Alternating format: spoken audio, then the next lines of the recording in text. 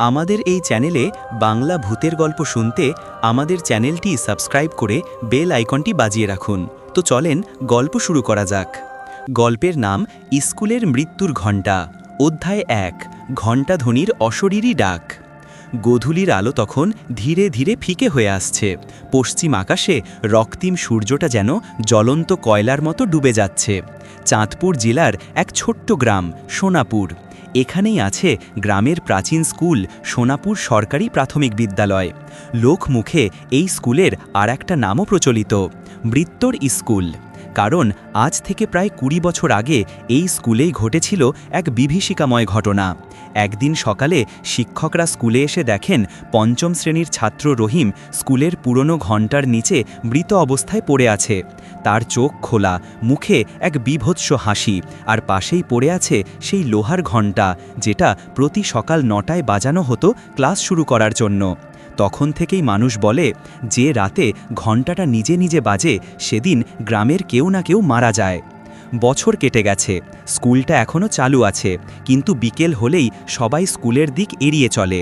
তবু একদল দুষ্টু ছেলে রিপন, বাবু, মিজান আর তানভীর, তাদের ভয় বলে কিছু নেই।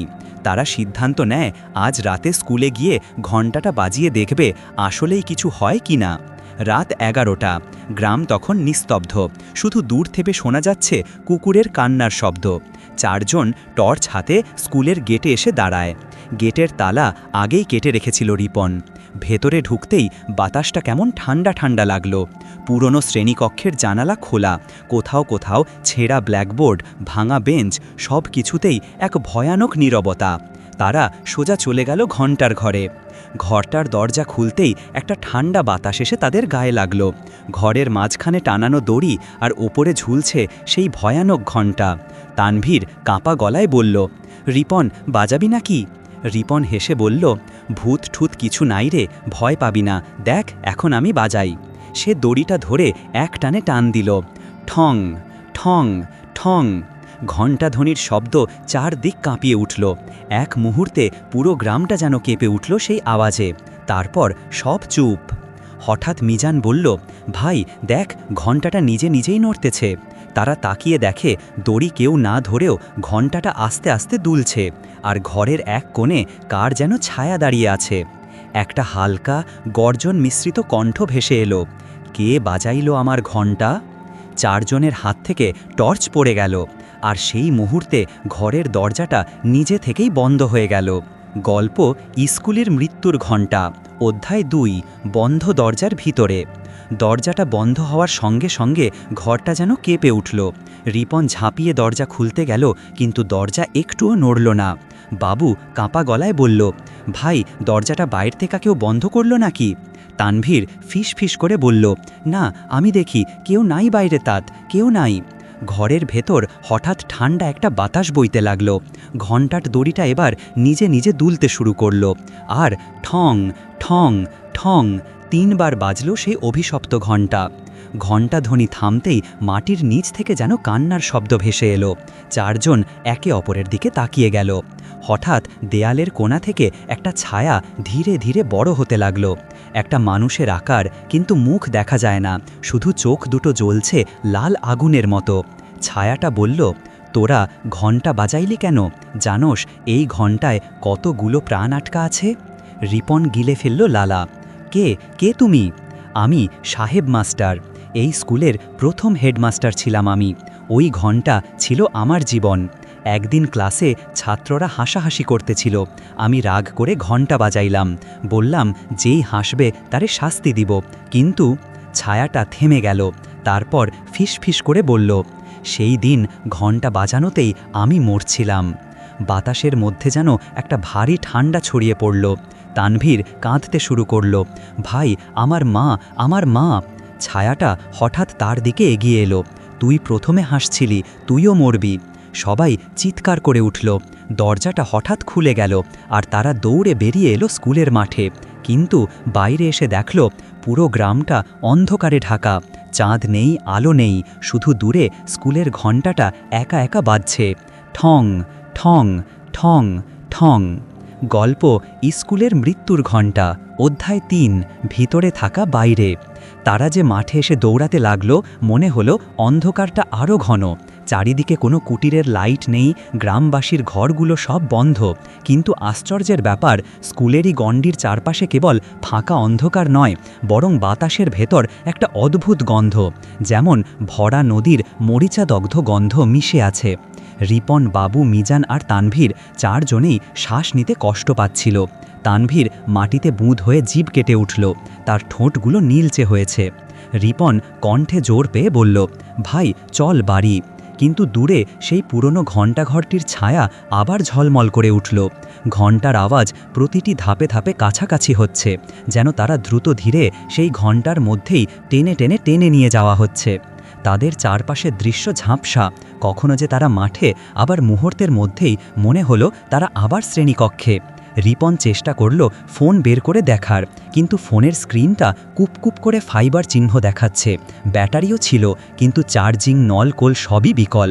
টর্চগুলো হঠাৎ করে অকার্যকর হয়ে গেল, বাতাসেই তাদের আলো গলিয়ে দিল। হঠাৎ একটা চিৎকার, এমন এক চিৎকার যে 4 কিলোমিটার দূর থেকেও শোনা যাবে, এসে তাদের চারজনকে স্থবির করে দিল। চিৎকারটা ছিল স্কুলের এক ক্লাসরুম থেকে, একটা মেয়ের কণ্ঠ, মিষ্টি অথচ ভাঙাছোড়া। বাবা, আমাকে টেনে বার কর, আমাকে ফাঁসিতে ঝুলাবি না। চিৎকার শুনে মিজান কেঁপে দিয়ে বলল, ওটা রাহেলা না? ও তো গত বছরই মারা গিয়েছিল। বাবুর গলায় আক্ষেপের দেখা। কেউ তো বলেছিল রাহেলা ক্লাসে পড়তো আর হঠাৎ একদিন রাতেই উধাও। পরে জানলাম ও মারা গেছে, কিন্তু কিভাবে? তাদের চারপাশে ধীরে ধীরে ছায়ার ভেলা ভেসে উঠতে লাগল। একাধিক আর্তনাদ, বিগত বছরগুলোর সকল মৃত পড়ুয়ার অতৃপ্তি। ছায়ারা মৃদু ভাষায় ফিসফিস করল, আমাদের কথা করো না, ঘণ্টা তোমাদের ডাকবে, তোমরা যে প্রথম বাজিয়েছিলে তোমরাই উত্তরদায়ক। রিপন দৃঢ় হবার চেষ্টা করে বলল, আমরা শারীরিকভাবে বাইরে, বলছিলাম দরজাটা খুলে গেছে, আমরা নিরাপদ। তবে তানভীরের চোখ বলল অন্য কিছু। তার নিজেদের পোশাকগুলো নষ্ট, মাটির ওপর চাপের দাগ, এবং তাদের পা মাটিতে পা রেখে নেই, ঝুঁকে আছে। মাঠটি ভাঙি ছোড়া কাগজের মতো, আর তারা ঠিক যেন পাতার ওপর দাঁড়িয়ে আছে। আহত অনুভূতিগুলো বাড়তেই লাগল, চোখের সামনে সব জুগলে উঠে অলিক ছবি, শহরের ঘড়ির কাঁটা, স্কুলের ঘণ্টার পুরো ইতিহাস। মুহূর্তেই তারা বুঝে গেল তারা আসলে স্কুলের ভিতরেই, কিন্তু কোনোভাবে সেই ঘরগুলো বদলেছে, বছরের গিয়ারগুলো পিছিয়ে গেছে, ভাগ্য বদলাচ্ছে দিনের মাঝে। একটা পুরনো শিক্ষক, বাবা গৃহকর্তার মতো ছায়ার ভঙ্গিতে তাদের চারপাশে আবির্ভূত হলো। তার চশমার পেছন দাগগুলো খসে পড়ে, চোখে অশ্রু। তিনি বললেন, তোমরা ভাবো মুক্তি পাবে? যারা ক্লাসে অবহেলা করেছে, যারা অন্যদের কাঁদাতে ব্যস্ত ছিল, তাদের কথা তো আমি বলবো না, কিন্তু এই ঘটনা শুধুই আমার রাগ নয়, এটা প্রতিশোধ নয়, এটা একটি নিষ্পাপ আত্মার ক্লান্তি। তারপরই সে জানান যে ঘণ্টাঘরটি কোনো সাধারণ ঘণ্টা নয়, এটি ছিল সেই বৃদ্ধ ঘণ্টা যাকে গ্রামের মানুষ দুশ্চক্র বলে ডাকে। কোনো ব্যক্তি যদি সেই ঘণ্টা বাজায়, বিশেষ করে রাতে, ঘণ্টার আওয়াজ মাধ্যমিক পৃথিবীর সঙ্গে মৃতদের সময়ের সেতু খুলে দেয়। কখনো তা শুধু কান্না, কখনো তা মৃত্যুর দরজাও খুলে রাখে। তবে একটাই শর্ত, যেদিন ঘণ্টা বাজে সেদিনই কারো মরণের দিন ঠিক করে না, বরং তা ওই দিনের পুরনো অপরাধ, গোপন অপকর্ম, যাদের বিচার হয়নি তাদের ফিরে আসার সময় করে দেয়। রিপন কাঁপা কণ্ঠে জিজ্ঞাসা করল, তাহলে আমরা কি করব? আমরা কি এটা বন্ধ করতে পারি? শিক্ষকের ছায়া ক্লান্ত হেসে বলল, তুমি এটাকে বন্ধ করতে পারো না, তুমি এটাকে বুঝবে, তুমি মেনে নিও।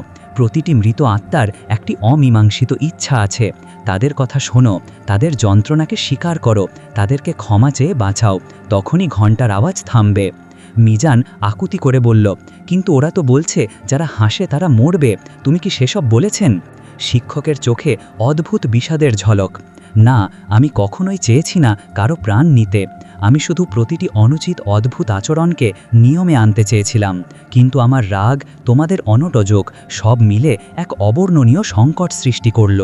এই ঘণ্টা এটা বিচারকও না, শাস্তিকর্তাও না, এটা একটি স্মারক যা ভুলগুলোকে মনে করিয়ে দেয়।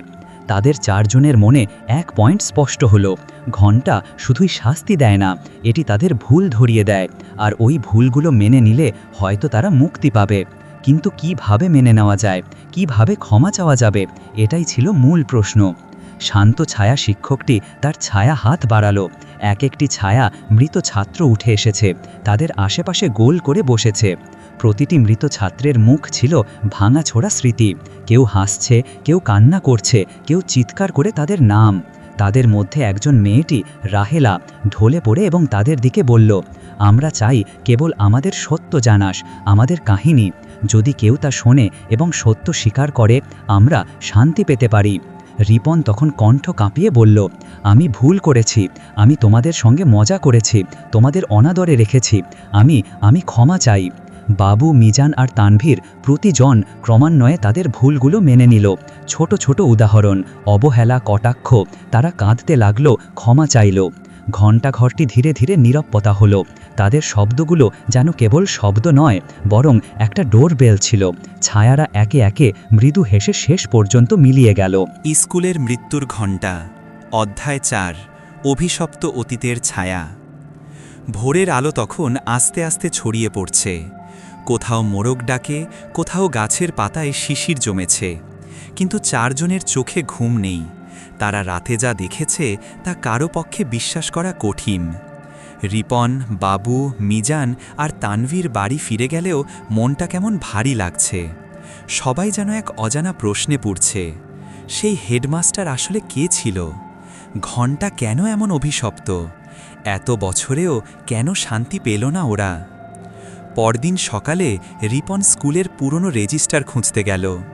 স্কুলের একপাশে ছিল একটা ছোট্ট ঘর, যেখানে পুরনো কাগজ, রেকর্ড, পুরনো ছবি রাখা থাকে। ধুলো জমা আলমারি খুলতেই এক পুরনো নোটবুক বেরিয়ে এলো। লাল কালিতে লেখা সাহেব মাস্টারের দিনলিপি। রিপন পাতাগুলো উল্টাতে লাগল। প্রথম দিকে লেখা ছিল ছাত্রদের নাম, উপস্থিতি, ক্লাসের নিয়ম, কিন্তু পরের দিকের লেখা গা ছমছমে।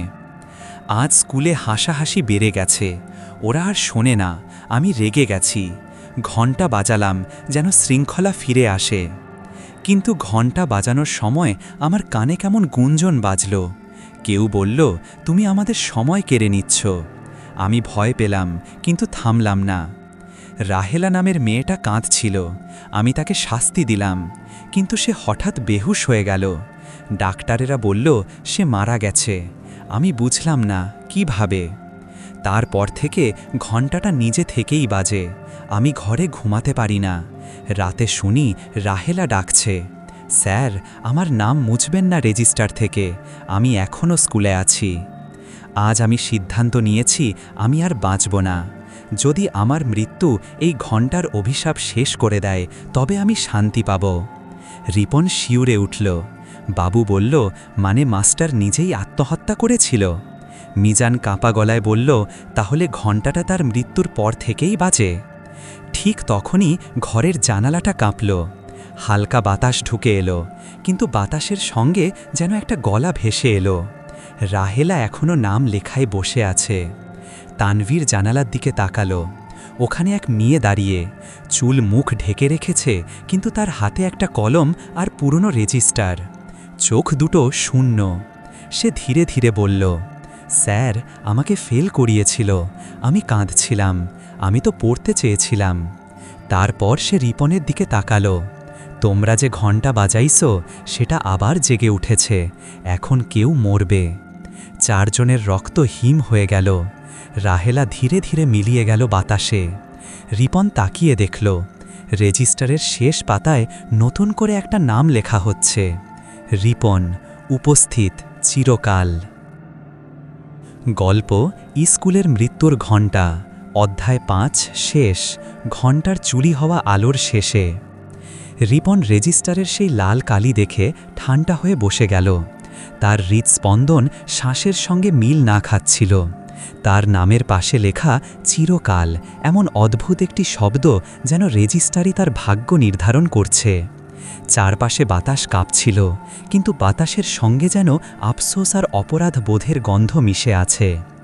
বাবু, মিজান আর তানভীর 3 জনই কাঁদছিল। কাঁদতে কাঁদতে নিজেকে খুঁজে পাচ্ছিল না। সেই একই সময়ে স্কুলের বাইরে গ্রাম জেগে উঠছে। মানুষ আচমকা, সকলের মুখে এক আশ্চর্য উদ্বেগ। কেউ জানে না কেন, কিন্তু সব বয়স্ক মানুষই আজ স্কুলের দিকে আসছে। কোনো একটা জিনিস তাদের ঘুম ভাঙিয়েছে। রিপন যাই করুক, এখন আর পালানোর জোর তার ছিল না। সে রেজিস্টারটি কাপা হাতে তুলে নিল ও স্কুলের প্রধান তালার দরজায় গিয়ে দাঁড়াল। দরজার ওপারে তখন স্কুলের হোয়াইট বোর্ডে মাগরিব নামাজের সময় লেখা আছে, কিন্তু আজকে ঈশ্বরও যেন আরও কাছেই, কোনো অদৃশ্য কারণে। রিপন গলায় ওঠা কণ্ঠে ডাক দিল, সবাই শোনো, আমি করব, আমি বলবো। এক সময় গ্রামের মানুষগুলো রাস্তায় জড়ো হতে লাগল। অপ্পা, গৃহিণী, কর্মচারী, এমনকি সেই ইমামও, তারা সবাই স্কুলের মাঠে ভিড় করল। মুখগুলোতে কৌতূহল, ভয়, কিছু মানুষের মুখে লজ্জা, কারো কারো চোখে কোনো পুরনো রাগের ছাপ। রিপন দৃঢ় কণ্ঠে বলল, আমি আজ সেই ভুলগুলো স্বীকার করছি আর চাই আপনাদের সামনে সত্যটা জানাতে। বাবুও, মিজান ও তানভীরও একে একে মাইকে উঠে তাদের অপরাধগুলো খুলে বলল। তিনজনের কণ্ঠে কাঁটা কাঁটা কষ্ট। তারা বলল কিভাবে তারা হাসি খুশি করে রাহেলাকে ছোট করে দেখেছে, কিভাবে স্কুলে কটাক্ষ করত, কিভাবে অনেকে সেই ঘটনার পর সে সকলকে ভুলে গিয়েছিল। তারা বলল কিভাবে তারা ঘণ্টার সাথে মজা করেছে, কিন্তু কখনোই ভাবেনি তার পেছনে কি আছে। গ্রামের লোকজন চুপ করে শুনল। কেউ কেউ চোখে চোখ রেখে বসে, কেউ লজ্জায় মাথা নিচু করে ফেলল। ইমাম কাঁদছিল, ওস্তাদদের মুখ কষে গেল। আর যে কয়েকজন পুরুষ, তারা কি রোজকার মতো রাগ করে উঠল না, বরং নীরব হয়ে দাঁড়িয়ে রইল। তখনই মেজবানেরা, বয়স্ক কিছু মানুষ, রিপনের দিকে তাকিয়ে বলল, তোমরা স্বীকার করেছ। কিন্তু এটা কেবল কথায় থেমে যাবে না। ঘণ্টা কি? ঘণ্টা যে আত্মাদের কাঁদায়, তাদের শান্তির পথে কে বন্ধ করবে? এক বৃদ্ধ, চোখে বৃত্তাকার দাগ, ধীরে ধীরে এগিয়ে এসে বলল, ওই ঘণ্টা শুধু শাস্তি দেয় না, সে স্মৃতি ধরে রাখে। স্মৃতি যদি মুছে যায় না, তবে ঘণ্টা থামবে না। কিন্তু স্মৃতি চিরতরে ভয়ঙ্কর হয়ে না উঠতে, তাহলে আমাদের কাজ করতে হবে, আমরা দায় নেব। গ্রামবাসী এক মুহূর্তের জন্য হঠাৎ শান্ত হল। তারপর তারা সিদ্ধান্ত নিল, তারা এক ঐতিহাসিক অনুশাসন করবে। স্কুলের সবাই, শিক্ষক, মাজারের ইমাম, গ্রাম সরকারের নেতা, ছাত্রছাত্রীরা সবাই মিলে একটি সত্য ঘোষণা অনুষ্ঠান করবে। সে অনুষ্ঠানে আলাপ হবে যে যে ভুল করা হয়েছে, কাকে কিভাবে আহত করা হয়েছে, সব খোলাখুলি বলা হবে। রাস্তায়, খোলা আকাশের নিচে লোকেরা প্রতিশ্রুতি দেবে, কেউ আর অপমান করবে না। কেউ যে অবহেলা করেছে তার বিরুদ্ধে ক্ষমা চাওয়া হবে, আর যারা সত্য লুকিয়েছিল তাদের নাম খোলাখুলি করা হবে। শিক্ষকেরা বলল, এই কাজটি মাত্র কথায় হবে না, তাদের আচরণই বদলাতে হবে। গ্রামবাসী একটি তালিকা বানালো। সেই তালিকায় থাকবে রাহেলা, রহিম আর অন্যান্য মৃত ছাত্রদের নাম। তালিকার পাশে লেখা থাকবে কার কারণে অনাযাচিত কষ্ট পেয়েছিল, আর যারা দায়ী তারা মাইকে এসে ক্ষমা চাইবে। স্কুলে একটি স্মৃতিস্তম্ভ রাখা হবে, আর রেজিস্টার খোলা থাকবে। যে কেউ চাইলে তার নাম লিখতে পারবে, আমি দোষী ছিলাম, আমি ক্ষমা চাইছি, এমন একটি কলাম। এই কর্মকাণ্ড ঘণ্টার সঙ্গে জড়িত স্মৃতিকে সম্মান করবে, তাকে ভয়ানক হিসেবে না রেখে একটি শিক্ষা হিসেবে ধরে নেবে। রিপন কাঁদতে কাঁদতেই মাইকে এলো। আমি প্রথমেই হাসিয়েছিলাম, আমি আমার ভুল স্বীকার করছি, আমি ক্ষমা চাইছি রাহেলা, আমি প্রতিজ্ঞা করছি আর কখনোই কাউকে ছোট করে দেখাবো না। বাবু, মিজান, তানভীর তিনজন একে একে একই কথা বলল। তাদের কণ্ঠ আজ নীরবতার চেয়েও ভারী ছিল। রাত হলে তারা স্কুলের মাঠে জড়ো হলেন আবার। পুরনো ঘণ্টা সেই ঘরের ওপারে ঝুলছিল, তবে আজকে ঘণ্টার কাছে কেউ যায় না। ইমাম আলোর লাইন ধরে দাঁড়িয়ে বলে, এবার আমরা সবার নামে দোয়া করব। যারা নিষ্ঠুরতার শিকার হয়েছেন তাদের জন্য আমরা শান্তি চাইব। তারা রেজিস্টার খুলে প্রতিটি মৃত ছাত্রের নাম পড়তে লাগল। রাহেলা, রহিম এবং অন্যান্যরা, প্রতিটি নামের পাশে কেউ না কেউ দাঁড়িয়ে ক্ষমা চাইল। কেউ স্বীকার করে গেল তাদের ভুল, কেউ বলল, আমরা ভুল করেছি, আমরা তোমাদের কষ্ট দিয়েছি। কয়েকজন নাম ডাকেই কাঁদে উঠল। ঘন ছায়া মাবল হয়ে আসলো, কিন্তু এইবার সে ক্ষোভের নয়, বরং মুক্তির চাহিদা নিয়ে। এ সময় হঠাৎ ঘণ্টার দড়িটি হালকাভাবে কেঁপে উঠল। সবাই চুপ। ঘণ্টার শব্দ কিন্তু ভিন্ন। এইবার শব্দটি ঠান্ডা অস্তিত্বের শব্দ নয়, তার মধ্যে ছিল শীতল অথচ শান্তির সুর। ঘণ্টাটা 3 বার বেজে উঠল। এক একটায় যেন কোনো চেনা আঙ্গিক মিটে যাচ্ছে, ভাবনার বোঝা হালকা হচ্ছে।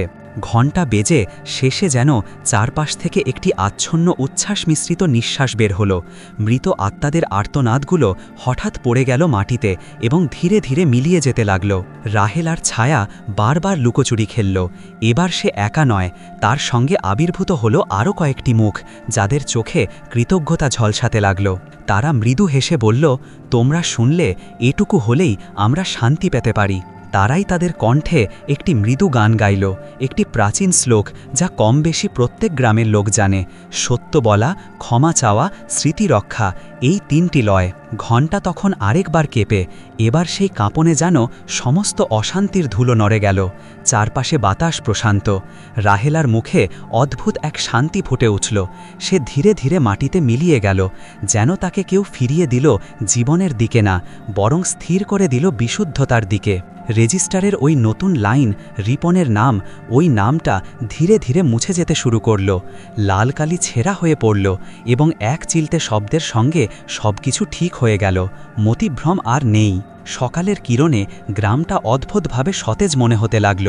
পেছনের কিছু কাল ধরে জমে থাকা অভিযোগ, গোপনীয়তা, স্বরূপের কালি সব একসময় বাইরে আসায় গ্রাম একটি নতুন সচেতনতার দিকে ধাক্কা খায়। স্কুলে স্মৃতিস্তম্ভ টাঙানো হলো, একটি ছোট বৃত্তাকার পাথর যার উপর খোদাই করা আছে, যাদের কথা আমরা ভুলেছি তাদের আমরা স্মরণ রাখি। পাঠশালায় প্রতিদিন ক্লাসের শুরুতে 1 মিনিট নীরবতা আয়োজিত হবে। ছাত্ররা শপথ করবে, আমি আমার সঙ্গীর প্রতি শ্রদ্ধাশীল হব। তবে সবকিছু মধুরতায় শেষ হয়নি।